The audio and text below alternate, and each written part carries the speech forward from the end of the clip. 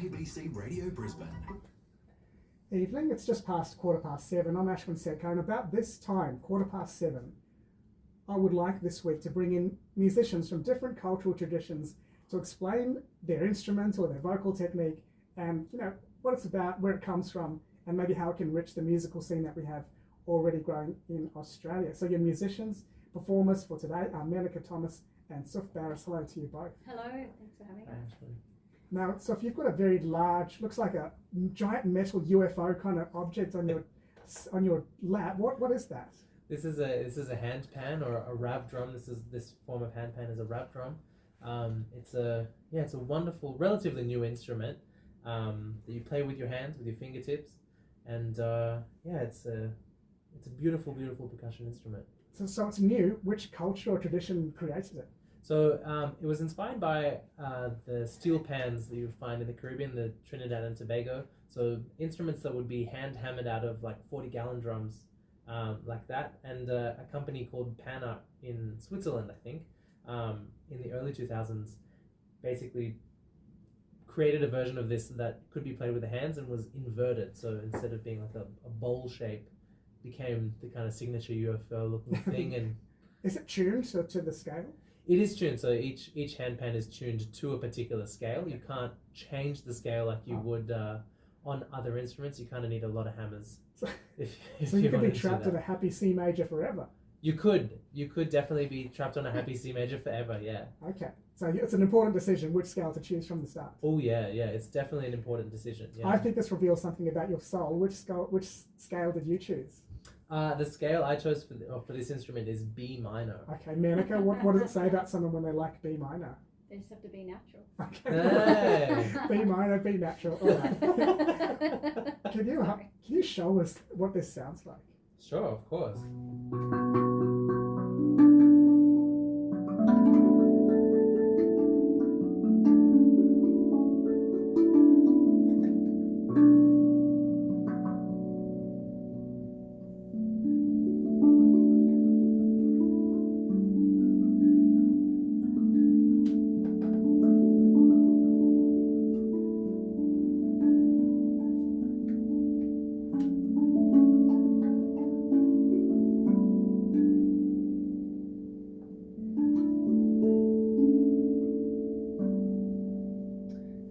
I think ethereal, mystical. What are some common words people say to you when they hear that? Calming, relaxing,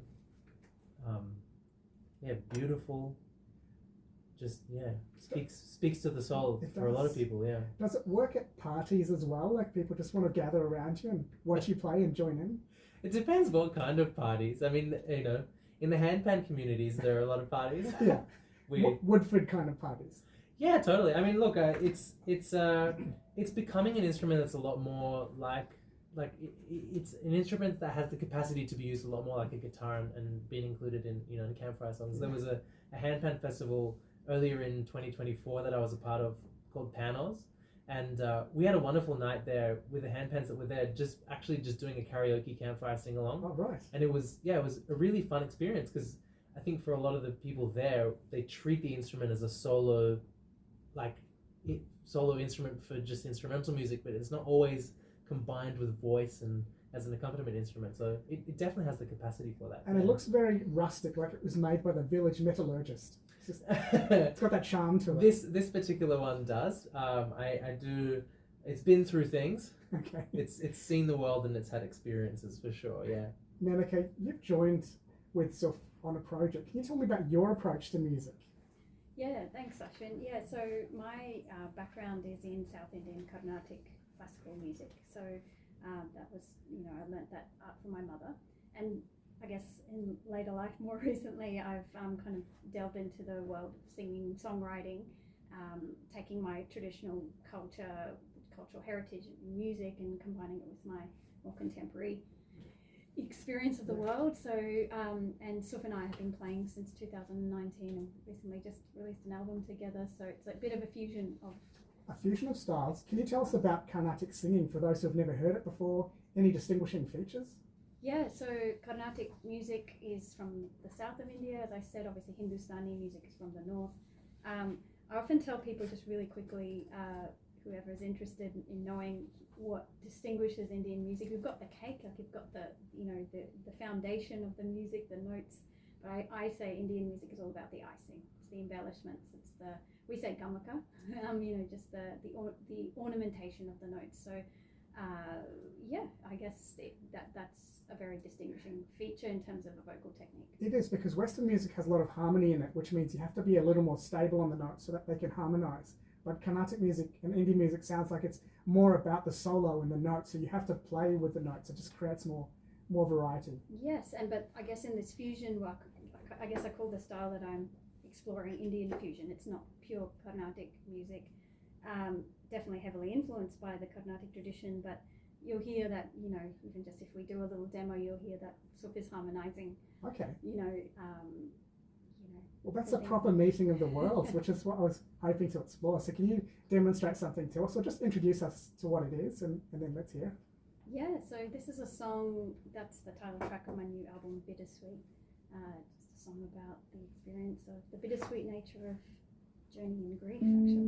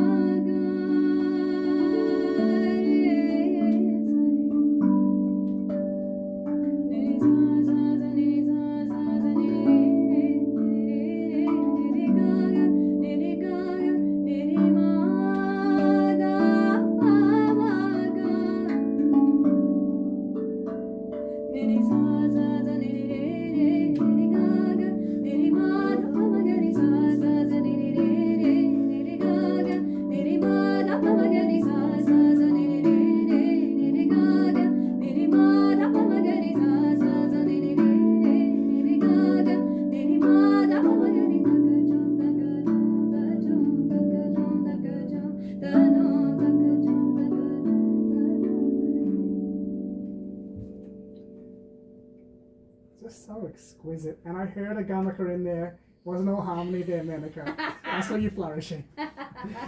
Beautiful. And so you learned a little bit of Indian languages as well to go along with it. Yeah, a little bit of Konakol. A lot of this experience since 2019 has been learning lyrics in lots of different languages. Really. Yeah. Was that Tamil or Kannada? No, so. Or was it just vocalizing in Konakol? Well, there was actually the Indian notation solfege, if you like, but we have sarigama padani, that's do re mi fa sol la ti equivalent. So that was just the Indian notation, and at the end, that taka jom taka nom is actually, I guess, a form of a rhythmical syllable. Okay, so it's very percussive and melodic. Yes. Beautiful. If people are interested in that style of music, where can they find out more? Is this available at concerts, live performances? Do they have to go online? Where do you find this kind of fusion? Well, we've actually just released an album with a whole, and Handpan features very, very beautifully in this album. So the album's called Bittersweet. I've only just put it up on Bandcamp, and you can find us on social media. And Tsoof has a really lovely band called Pan Alchemy, which is actually a beautiful fusion of handpan with bansuri, which is the beautiful Indian bamboo flute. Beautiful, very wooden sound. Oh, my producer Stuart was asking, Apple on Spotify Music, can you actually download these kind of songs? Yeah, so I mean, our music is on Spotify. The new album is yet to be released on Spotify, thanks to. So yes, so watch this space. Can I ask you to put your crystal ball on for a second, or just look into it for a second? How do you see some of these musical ideas filtering into the music that we make in Australia? Will it take root, and what do you think it will do to songwriting in this country over the years ahead? Well, I personally feel, and I feel an example of this. I'm Australian, born and brought up in Australia. I guess, I sing how I was taught. I don't consciously say, oh, now I need to switch on my Indian voice, and now I need to switch on my Australian, whatever, other voice, English voice. It's just the way I am. And I feel it's a reflection of, I guess, the landscape that we live in. We are inherently a diverse, multicultural landscape, and we're all Australian. And so how we express ourselves artistically is only informed by not only our experiences, but our cultural landscape as well. So I feel my personal crystal ball theory is that we're going to hear more and more of those influences, because it's just a part of us. Yes, Yeah. it won't be forced. As we change, the music will change. So what do you think? Where do you think music will go in the years ahead? I think the more people engage with it, this kind of music will exist more. I don't think it exists particularly less. I think it'll just be more seen, and have more opportunities to be heard by more people. I think that's the wonderful thing about the internet, and about people's like diverse musical tastes.